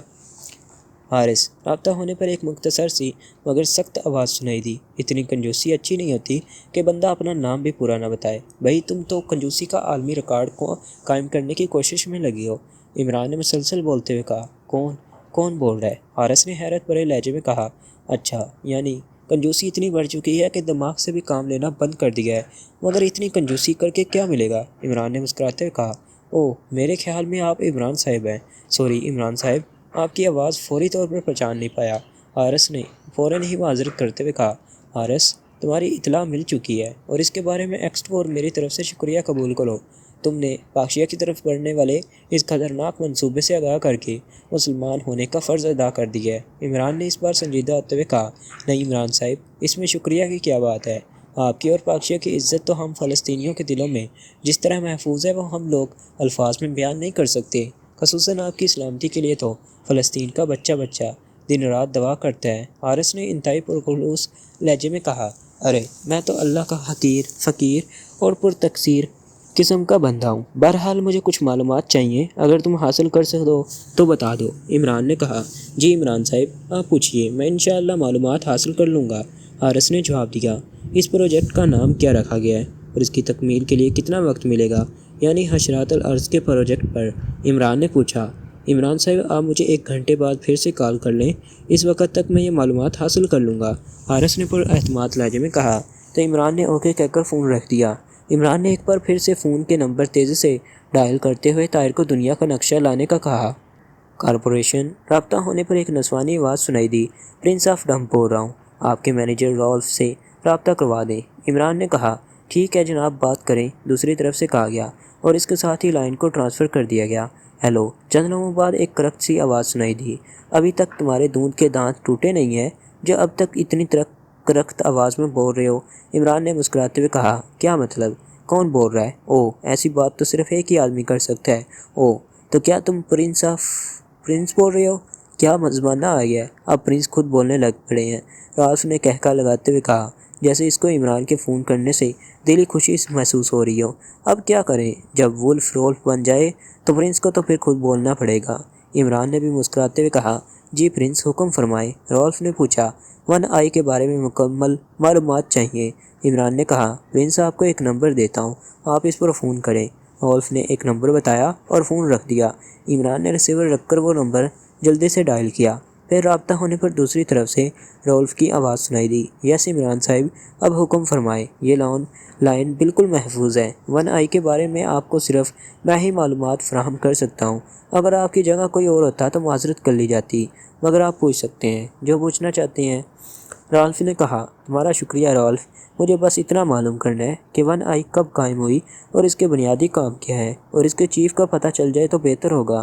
عمران نے پوچھا، عمران صاحب، ون آئی کو قائم ہوئے 2 سال ہو چکے ہیں۔ یہ خالص یہودی تنظیم ہے اور پوری دنیا کے ٹاپ ایجنٹس کو اس میں شامل کیا گیا ہے۔ ایسا کرنے کے لیے مشینی مراحل سے گزارنے کے بعد اس ایجنٹ کو اسرائیل کا وفادار بنا دیا جاتا ہے۔ اس وقت تک دنیا کے نامور ایجنٹس کو اسرائیل کا وفادار بنا دیا گیا ہے۔ اب سننے میں آیا ہے کہ پاکشیا کے ایک ایسے ایجنٹ پر کام ہو رہا ہے جس پر ون آئی کی کافی امیدیں وابستہ ہیں۔ رالف نے جواب دیا، تمہیں اتنی تفصیل کا کیسے علم ہو گیا؟ عمران نے پوچھا، عمران صاحب، اس تنظیم میں کام کرنے والا ایک ڈاکٹر میرا رشتہ دار ہے، میری 2 دن پہلے اس سے ملاقات ہوئی تھی، وہ ایکریمیا کسی خاص مشین کے حصول کے لیے آیا تھا، اس نے بتایا تھا۔ رالف نے جواب دیا، رالف، اب آخری بات، کیا تم اس ایجنٹ کا نام پتہ کر سکتے ہو اور ساتھ ہی اس ون آئی کے ہیڈ کوارٹر کے بارے میں تفصیلات بھی بتا دو؟ عمران نے کہا، عمران صاحب، جہاں تک اس تنظیم کے ہیڈ کوارٹر کا تعلق ہے تو اس کا مرکزی آفس اسرائیل کے بڑے شہر تل ابیب میں ہے۔ بلو ایریا میں ون آئی کا بہت جدید اور وسیع ہیڈ کوارٹر موجود ہے، مگر یہ بھی سننے میں آیا ہے کہ یہ صرف ڈمی ہیڈ کوارٹر ہے، اصل ہیڈ کوارٹر کے بارے میں کسی کو بھی علم نہیں ہے۔ چیف کا نام راموس ہے، جو پہلے ایکریمیا کی بلیک ایجنسی کا چیف تھا، مگر اس کے موجودہ پتہ کے بارے میں معلومات حاصل کرنا ناممکن ہے، اور جہاں تک پاکشیا کے ایجنٹ کا نام کا تعلق ہے، آپ مجھے 2 گھنٹے بعد فون کر لیں، میں کوشش کروں گا کہ اس دوران نام معلوم کر سکوں۔ رالف نے جواب دیا۔ عمران نے اوکے کہہ کر فون رکھ دیا۔ عمران صاحب، پاکشیا کا ایسا کون سا ایجنٹ ہو سکتا ہے جس کو اسرائیل نے بھی اغوا کر لیا ہے اور اس پر انحصار کیا جا رہا ہے؟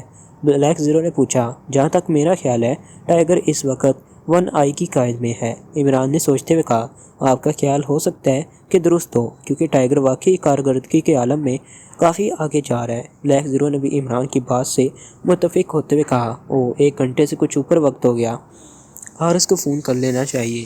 عمران نے ایک بار پھر فون اپنی طرف کرتے ہوئے کہا اور تیزی سے نمبر ملائے۔ حارث، رابطہ قائم ہوتے ہی آواز سنائی دی، علی عمران بول رہا ہوں۔ عمران نے سنجیدہ لہجے میں کہا، کیونکہ عمران کا ذہن اس وقت کافی الجھا ہوا تھا، اس لیے وہ سنجیدہ رہا تھا۔ عمران صاحب، میں نے معلومات حاصل کر لی ہے، اسرائیل کے صدر کا ایک قریبی ساتھی ایگلز کا رکن ہے، اس کی وجہ سے ہی پہلے بھی اسرائیل کے منصوبے کے بارے میں معلومات مل گئی تھی۔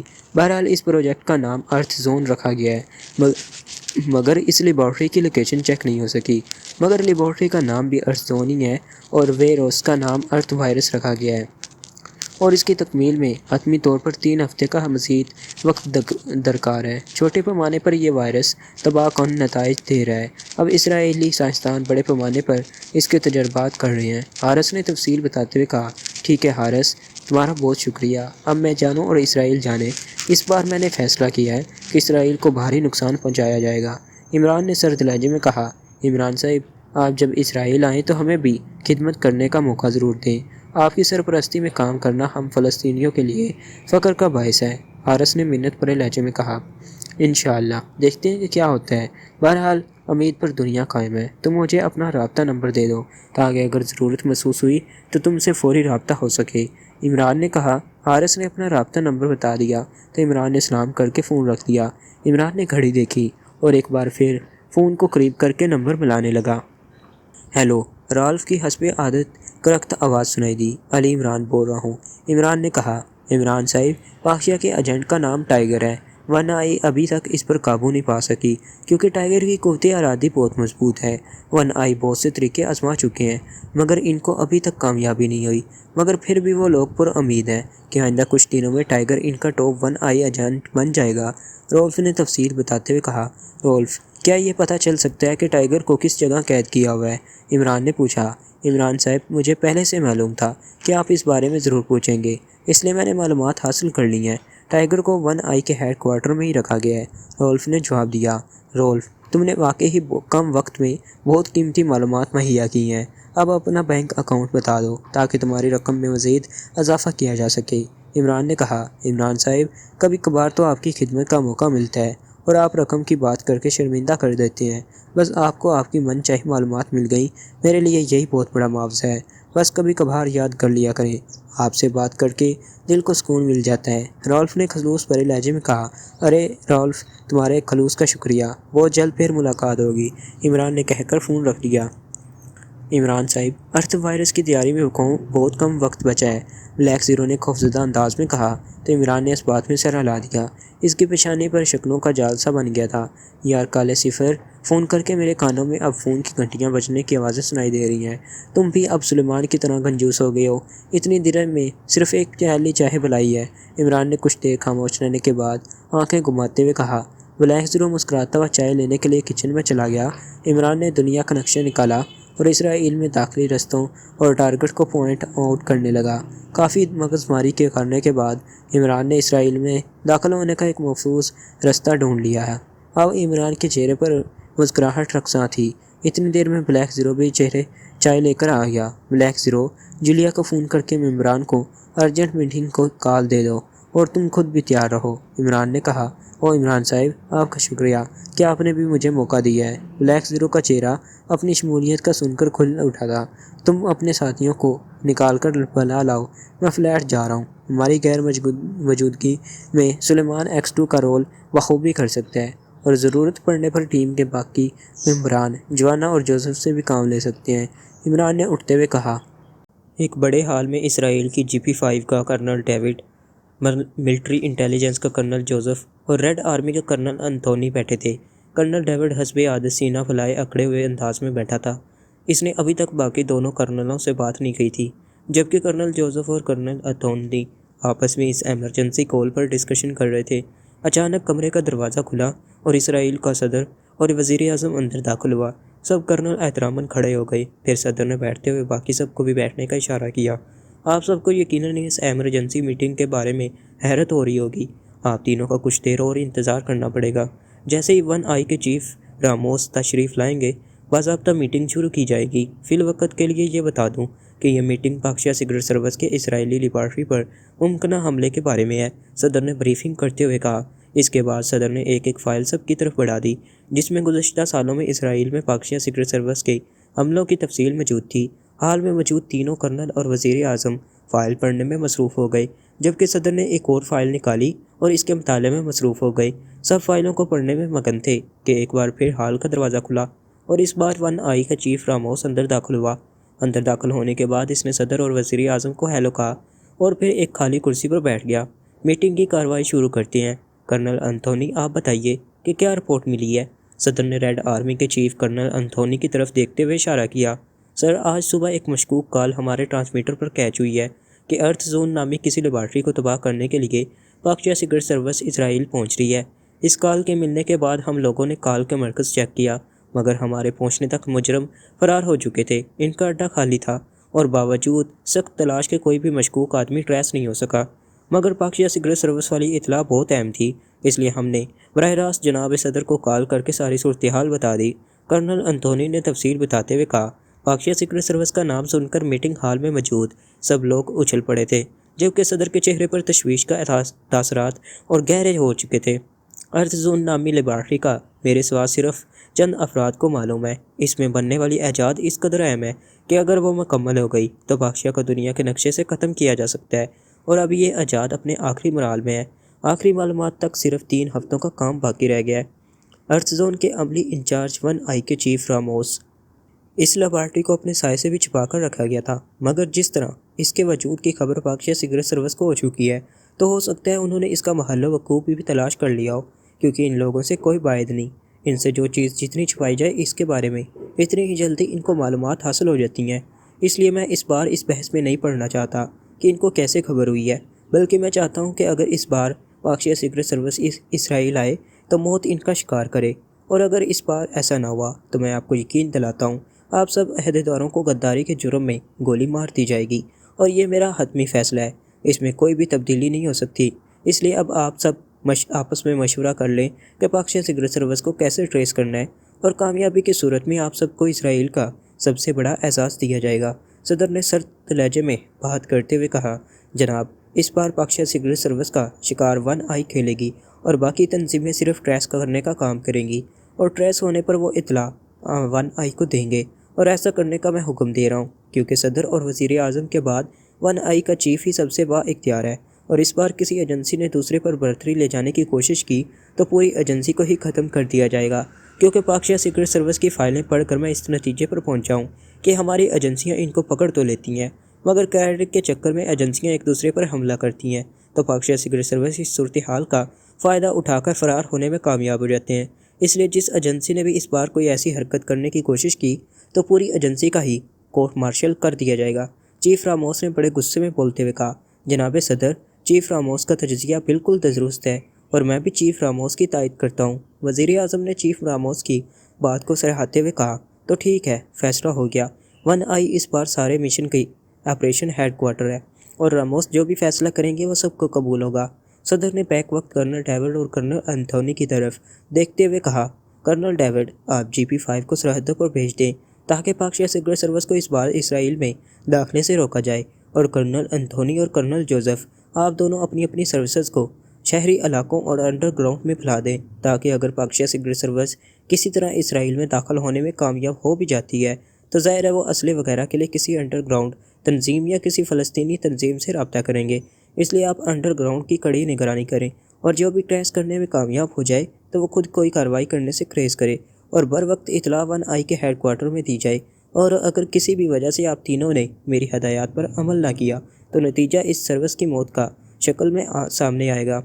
چیف راموس نے ہدایات دیتے ہوئے کہا، چیف راموس، مجھے اس بار کامیابی چاہیے، سیکرٹ سروس اور خصوصاً عمران کی موت کی شکل میں مجھے کامیابی چاہیے، اور اگر ایسا نہ ہو سکا تو آپ کا کورٹ مارشل کر دیا جائے گا۔ صدر نے ایک ایک لفظ پر زور دیتے ہوئے کہا، اور میٹنگ برخاست کر دی گئی۔ ٹائیگر کی آنکھیں اچانک کھلیں۔ ٹائیگر کو ایک اسٹریچر پر باندھا گیا تھا۔ ٹائیگر نے اپنے جسم کو ہلانے کی کوشش کی تو اس کی مسرت کی انتہا نہ رہی کیونکہ اس کا جسم حرکت کر رہا تھا۔ کچھ ہی دیر میں ٹائیگر نے اپنے آپ کو اسٹریچر سے آزاد کرا لیا۔ ٹائیگر نے کمرے کا جائزہ لیا مگر چاروں طرف سرے مشینیں تھیں۔ ٹائیگر نے آہستہ سے بیرونی دروازہ کھولا اور پنجوں پر دوڑتا ہوا راہداری کے آخری سرے پر پہنچ گیا۔ راہداری آگے سے بند تھی اور اس کی سائیڈ میں ایک دروازہ نظر آ رہا تھا جس میں ہلکی کسی درز نظر آ رہی تھی۔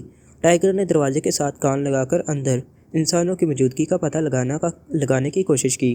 ڈاکٹر ڈیوڈ، چیف کو بتا دیا گیا، وقت تیزی سے ختم ہو رہا ہے اور ہمارے حربے بھی ٹائیگر کو اسرائیل کا غلام بنانے کے لیے ناکام ثابت ہو رہی ہیں۔ اندر سے ہلکی آواز آ رہی تھی، ہاں ڈاکٹر راشیل، اس کی بنیادی وجہ ڈاکٹر ٹائیگر کی پاکستان اور مسلمانوں کے ساتھ بے پناہ محبت اور اسرائیل کے خلاف شدید نفرت ہے۔ اس کا ذہن کسی بھی حالت میں پاکستان کے ساتھ دشمنی کرنے پر آمادہ نہیں ہو رہا، مگر اب میں نے ایک نیا طریقہ سوچ لیا ہے۔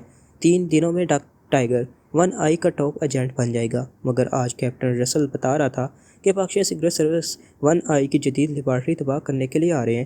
اگر اس لیبارٹری کو تباہ کر دیا گیا تو پاکستان کو دنیا کے نقشے سے ختم کرنے کا خواب صرف خواب ہی بن کر رہ جائے گا، کیونکہ اس بار ون آئی کے سائنسدانوں نے ایک ایسا انوکھا وائرس ایجاد کیا ہے جو حشرات الارض کو زمین کے اوپر آنے پر نہ صرف مجبور کر دیتا ہے بلکہ ان حشرات الارض کو اس قدر زہریلا کرنے کے علاوہ کسی بھی جاندار کو ان کے لیے اس قدر پرکشش کر دیتا ہے کہ وہ حشرات الارض جانداروں کو کاٹنے سے باز نہیں رہ سکتے، اور کاٹنے کے نتیجے میں وہ جاندار تڑپ تڑپ کر ہلاک ہو جائے گا۔ اگر اس بار اسرائیل کامیاب ہو گیا تو پاکستان کے مسلمانوں کو زمین ابھی اپنے اوپر جگہ نہ دے گی۔ ڈاکٹر ٹیبر نے ہنستے ہوئے کہا، او ونڈرفل، مگر ڈاکٹر، آپ کو اتنی تفصیل کا کیسے علم ہوا؟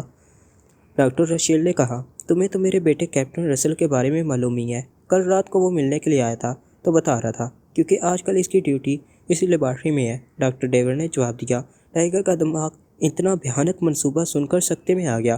اس نے سوچ لیا تھا کہ پاکستان سیکرٹ سروس کے آنے سے پہلے ہی وہ اس لیبارٹری کو ٹریس کر کے تباہ کر دے گا تاکہ پاکستان محفوظ رہ سکے۔ ٹائیگر نے آہستگی سے دروازہ کھولا اور اندر داخل ہو گیا۔ ڈاکٹر ڈیوڈ اور راشیل ٹائیگر کو اندر داخل ہوتے دیکھ کر ایک دم حیران رہ گئے۔ تم ہوش میں کیسے آ گئے؟ اور تم تو جکڑے ہوئے تھے، ڈاکٹر ڈیوڈ نے کہا۔ اس کے ساتھ ہی اس نے دیوار پر بنے ہوئے ایک بٹن کو دبانے کی کوشش کی मगर टाइगर ने एक लंबी छलांग लगाई और इसकी टांग पूरी कुव्वत से डॉक्टर डेविड के मुंह पर पड़ी। डॉक्टर डेविड जोर से दीवार के साथ टकराया और बेहोश हो गया। टाइगर ने एक तरफ पड़ी हुई कुर्सी उठाई और दरवाजे की तरफ भागते हुए डॉक्टर रशेल की तरफ जोर से फेंक दी। डॉक्टर रशेल भी कुर्सी खाकर ज़मीन पर औंधे मुंह गिरा और बेहोश हो गया। टाइगर ने जल्दी से पूरे कमरे का जायज़ा लिया कि कहीं कोई खुफिया कैमरा निगरानी के लिए मौजूद ना हो, मगर ये कमरा शायद आराम के लिए इस्तेमाल होता था, इसलिए पूरे कमरे में कहीं कोई चेकिंग के हालात नहीं थे। टाइगर ने आगे बढ़कर डॉक्टर रशेल की गर्दन एक ही झटके में तोड़ दी और फिर डॉक्टर डेविड को बांधकर इसके मुंह पर जोरदार थप्पड़ मारा। डॉक्टर डेविड एक थप्पड़ से होश में आकर चीखने लगा था। टाइगर को एक अलमारी से नश्तर मिल गया था, तो इसने नश्तर को ही खंजर की तरह इस्तेमाल करने का फैसला कर लिया। अब अगर तुम्हारी चीखने की आवाज़ आई तो तुम्हारी ज़ुबान काटते हुए मुझे बेहद खुशी होगी। वैसे भी ये कमरे की साख्त बता रही है कि ये साउंड प्रूफ कमरा है और मैं चेक कर चुका हूँ कि इस कमरे में निगरानी के लिए कोई कैमरा भी नहीं है। इसके बावजूद अगर तुम चीखना चाहते हो तो बेशक चीख कर अपना इंजाम दे सकते हो, टाइगर ने सफाक लहजा अपनाते हुए कहा। ज़बान कटने का सुनकर डॉक्टर डेविड की चीखें यकलकत रुक गई थीं और इसकी आंखें खौफ से फैल गई थीं। तुम होश में कैसे आए हो? डॉक्टर डेविड ने चंद लम्हे खामोश रहने के बाद कहा। डॉक्टर डेविड, लेबॉर्ट्री किधर है जहाँ पर वायरस तैयार किया जा रहा है? टाइगर ने डॉक्टर डेविड के सवाल को नज़र अंदाज करते हुए इंतहाई सख्त लहजे में कहा। लेबॉर्ट्री? मगर मैं तो किसी लेबॉर्ट्री के बारे में नहीं जानता। डॉक्टर डेविड ने कहा। ठीक है, मेरे पास इतना वक्त नहीं है कि तुम्हारे झूठ सुनता रहूं, इसलिए अब तुम खुद ही बताओगे कि लेबॉर्ट्री कहाँ है और इस जगह से बाहर निकलने का रास्ता कहाँ है। टाइगर ने मुर्दा डॉक्टर का गाउन उतारा और इसके एक हिस्से को गोला बनाकर डॉक्टर डेविड के मुंह में दे दिया। फिर हाथ में पकड़े हुए नश्तर से डॉक्टर डेविड के दोनों नथने काट दिए। इसके साथ ही इसने माथे पर उभर आने वाली मोटी सी रग पर अपनी उंगली को हुक की तरह मारा तो डॉक्टर डेविड का जिस्म बंधे होने के बावजूद इस तरह कांपने लगा जैसे इसको झाड़े का बुखार चढ़ गया हो। मैंने तो तुमसे पूछा था मगर तुमने खुद ही नहीं बताया। टाइगर ने डॉक्टर डेविड के इस बात के अंदाज में हंसते हुए सर को देखकर इसके मुंह से गोला निकालते हुए कहा। मुझे मत मारो, मैं सब कुछ बता देता हूँ। डॉक्टर डेविड खौफजदा अंदाज में तकलीफ भरे लहजे में चिल्लाया। डॉक्टर डेविड, लेबॉर्ट्री का पता क्या है और इधर से निकलने की तफसीलात बताओ। टाइगर ने सर्द लहजे में कहा। लेबॉर्ट्री का नाम अर्जून है। अर्जून तिल अबीब से मलहका एक बड़े कस्बे हलोन में बनाई गई है और कस्बे को खाली कराकर करोन आई के लोगों को इधर बसा दिया गया है और सामने मौजूद मशीन के सब्ज हैंडल को नीचे करने से राहदारी की दीवार साइड पर हो जाएगी। बरूनी रास्ते पर कोई पहरा नहीं है और तुम इधर से होकर इस इमारत के बाहर पहुंच जाओगे क्योंकि यह हिस्सा सबसे अलग रखा हुआ ताकि यहाँ पर सुकून रहते हुए काम किया जा सके। वैसे भी इस हिस्से में कोई नहीं आता। तशद्दुद का खौफ डॉक्टर डेविड को सब बातें लाशौरी तौर पर बताने पर मजबूर कर रहा था। डॉक्टर डेविड, आखिरी सवाल, इसके बाद तुम तकलीफ से आज़ाद हो जाओगे। यहाँ पर असला खाना किधर है? टाइगर ने पूछा। इस कमरे की शिमाली दीवार को 4 दफ़ा मखसूस अंदाज में खटखटाओ तो एक सुरंग का रास्ता खुल जाएगा जो सीधा ऑपरेशन हॉल की तरफ लेकर जाती है और ऑपरेशन हॉल में असला भी मौजूद है। डॉक्टर डेविड ने जवाब दिया। तुमने पाक शहर के मुसलमानों की हलाकत की बात जिस अंदाज में की थी, इसके लिए तुम्हें मौत की सज़ा दी जाती है। टाइगर ने अचानक पूरी कुव्वत से उंगली का हुक माथे पर मौजूद मोटी रग पर मारते हुए कहा। डॉक्टर डेविड को चीखने का मौका भी नहीं मिला और इसकी आंखें ऊपर को चढ़ गई थी।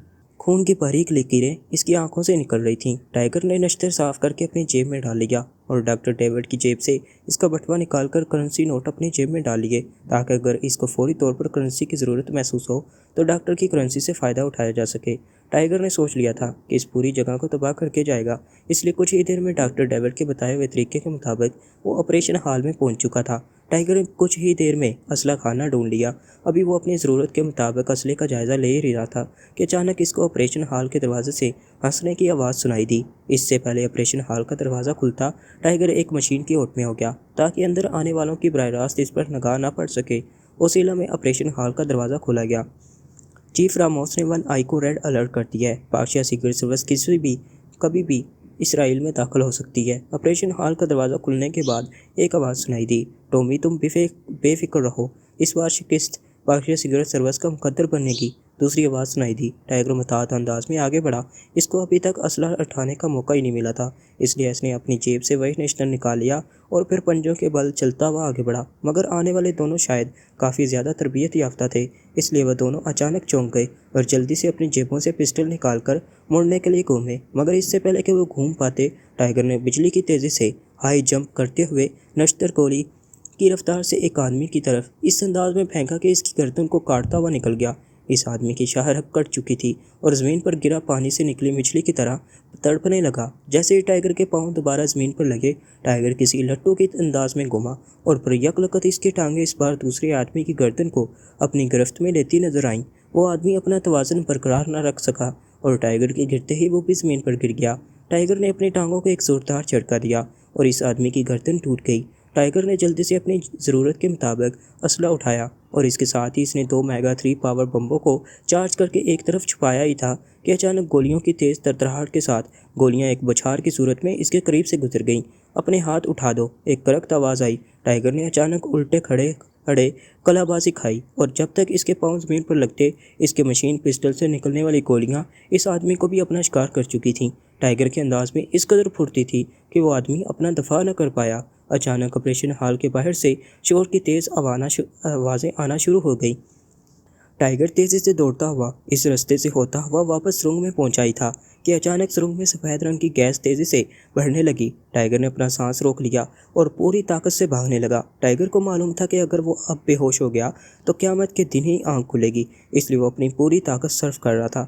کچھ ہی دیر میں وہ سرنگ سے نکلنے میں کامیاب ہو گیا۔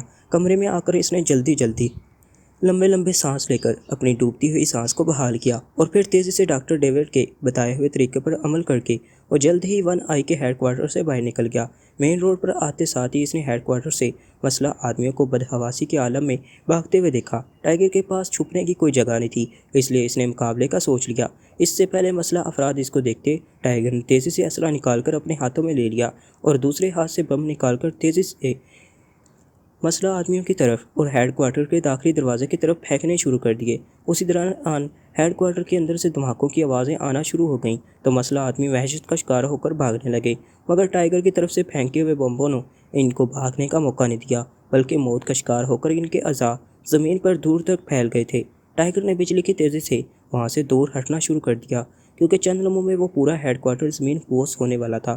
ٹائیگر نے اپنی رفتار اور بڑھا لی، پھر سڑک کے کنارے پر مڑتے ہی اس نے ایک ٹرک کو جاتے ہوئے دیکھا۔ ٹائیگر نے اپنی رفتار اور بڑھا لی اور چند لمحوں میں وہ ٹرک کے پیچھے لے حصے میں لیٹ چکا تھا۔ فضا میں ہیلی کاپٹروں کا شور اور ایمبولینسوں کی آواز سے وہ علاقہ گونجنے لگا تھا، مگر ٹائیگر کے چہرے پر اپنی کامیابی کی وجہ سے ایک مسکراہٹ تھی، کیونکہ بظاہر یہ سب ناممکن نظر آ رہا تھا، مگر ٹائیگر کا یقین تھا کہ اللہ ہمیشہ حق کا ساتھ دیتا ہے، اس لیے وہ اس وقت اسرائیلیوں کا ایک ہیڈ کوارٹر تباہ کرنے کے باوجود فرار ہونے میں کامیاب ہو چکا تھا۔